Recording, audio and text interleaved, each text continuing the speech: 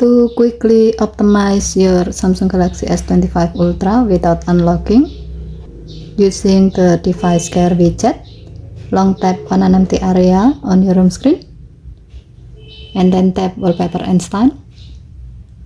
Tap the lock screen thumbnail. Here you can see a widget bar just below the clock. It may show add widget or already have widget. Tap the bar to show up the widget list. Tap device care, and then tap device care 1x1 widget to add it to the widget bar, and then tap done button to save the change. To see the result, go to your lock screen.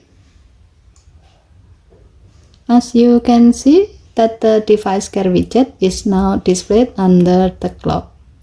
With this widget, now whenever you are on the lock screen, you just need to tap the widget, so your phone will automatically free up memory, close background apps, and keep everything running smoothly without even unlocking the screen.